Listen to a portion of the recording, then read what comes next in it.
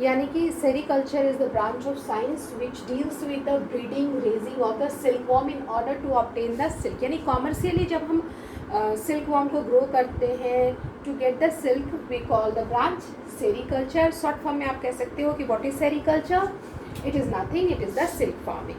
What is sericulture, it is the silk farming. ठीक है।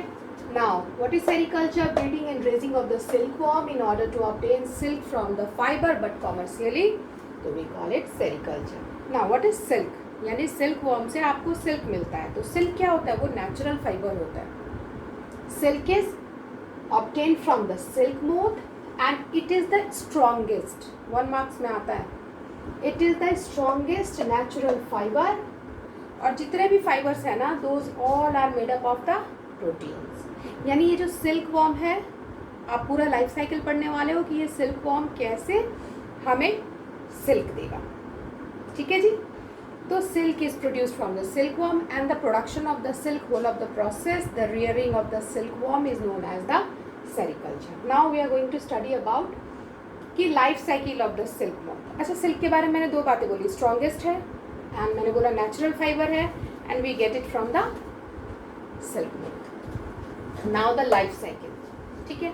अब सिल्क मोथ में भी मेल एंड फीमेल दोनों होंगी। नाउ द फीमेल जो सिल्क मोथ होगी, फीमेल मोथ होगी, वो मोर देन हंड्रेड्स ऑफ एग ले करती है। ठीक है।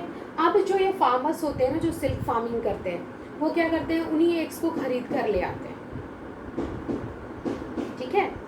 तो फीमेल मोथ क्या करती है, they lay more than hundreds of eggs, जिसको हम किस पे ग्रो कराते हैं, मलबरी लीव्स। उनका जो फेवरेट फूड होता है ना, that is the mulberry tree की जो लीव्स होती है ना, मलबरी लीव्स, ये उस पर ग्रो करते हैं। नाउ 100 ऑफ, देखो यहाँ पे मैंने दिखाया मलबरी लीव्स कैसी दिखती है।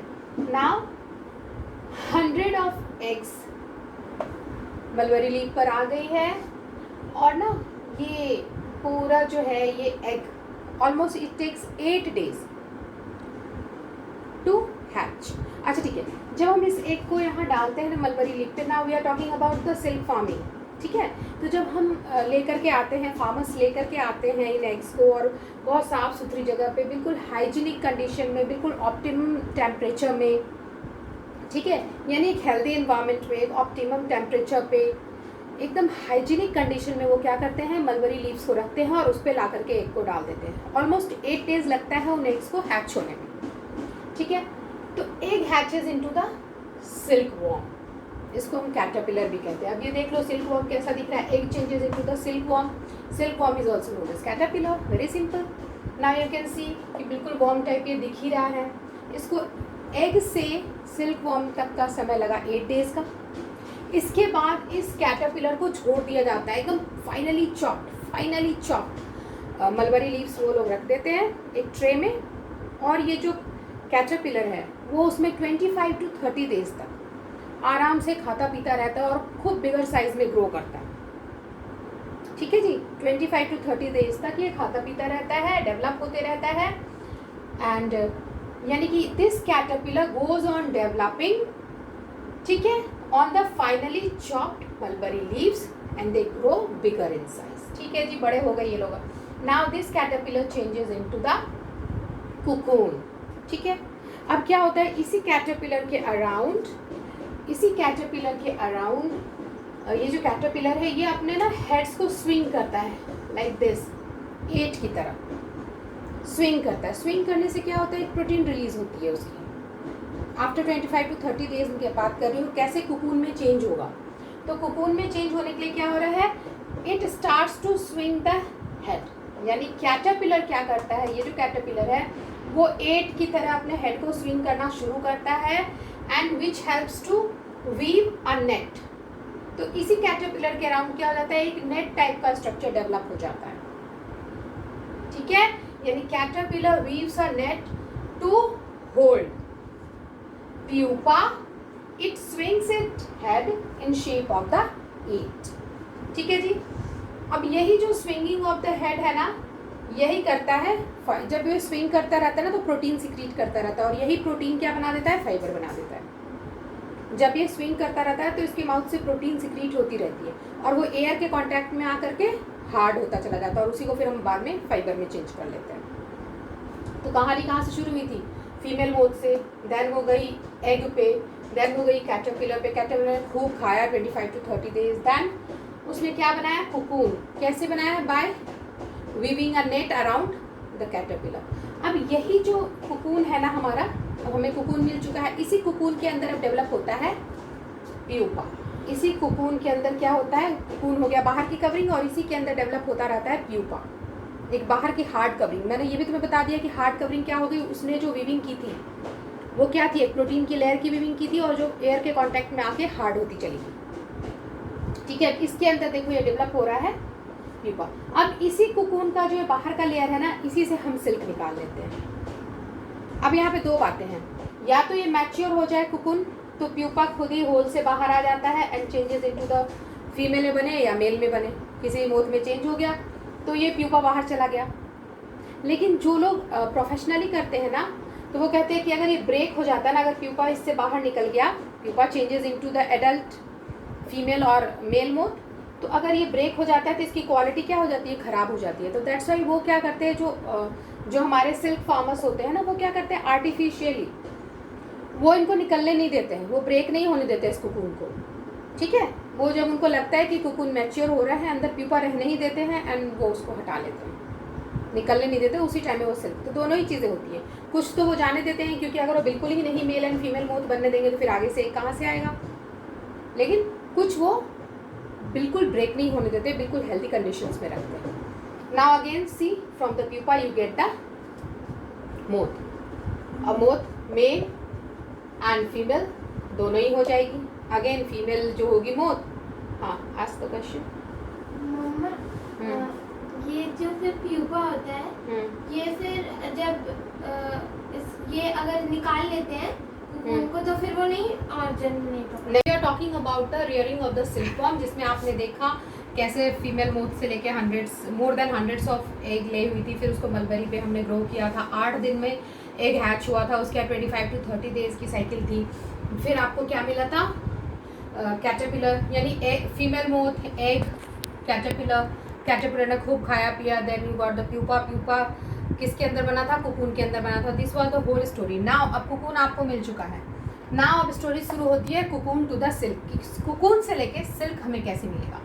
तो इसमें सबसे पहले क्या होता है? वी कलेक्ट द कोकून्स, ठीक है, and we take it for the further processing. यानी कोकून को लिया हमने, हम उसकी फर्दर प्रोसेसिंग करेंगे, या तो उसको हीट करेंगे, उसको बॉयल करेंगे, या फिर सनलाइट में छोड़ देंगे। जिससे क्या होगा? उसके अंदर के जो एडहेसेंस होती है ना, जो ग्लू होता है आपस के फाइबर्स में, जो बनाया था हमारा कैटरपिलर ने वीविंग कर करके, तो वो जो होगी वो लूज हो जाएगी, तो हमें थ्रेड निकालना आसान होगा। यानी अब हम करेंगे प्रोसेसिंग ऑफ द सिल्क, जिसमें हम क्या करेंगे? Cocoons are kept under the sun और boiled so that silk fibres can be separated out from them. Easy हो जाता है, टेम्परेचर मिलने से उनका सेपरेशन, फाइबर अलग अलग सोने लग जाते हैं।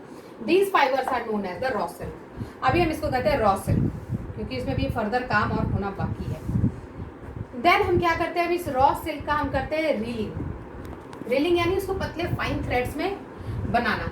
It is a process in which the cocoons thread are processed to be used as silk. यानी रॉ सिल्क से अब हम सिल्क बनाएंगे and the process will be known as the reeling of the silk.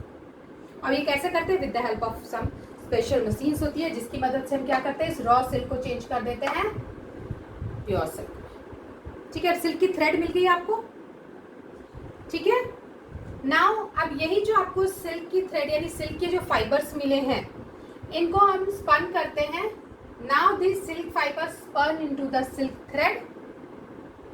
ठीक है, और फिर यही सिल्क थ्रेड जो वीवर्स होते हैं ना, बुनकार जिनको बोलते हैं, जो वीवर्स होते हैं, वो ये सिल्क थ्रेड उठाकर ले जाते हैं एंड दे फर्दर क्या करते हैं? सिल्क की थ्रेड को वीव करके और आपको सिल्क का फैब्रिक बना कर दे देते हैं। ठीक है, now this silk fibres are spun into the silk thread which further woven into the silk cloth by the weavers. यानी कि यहाँ था हमारा कोकून से हमें क्या मिला है भाई?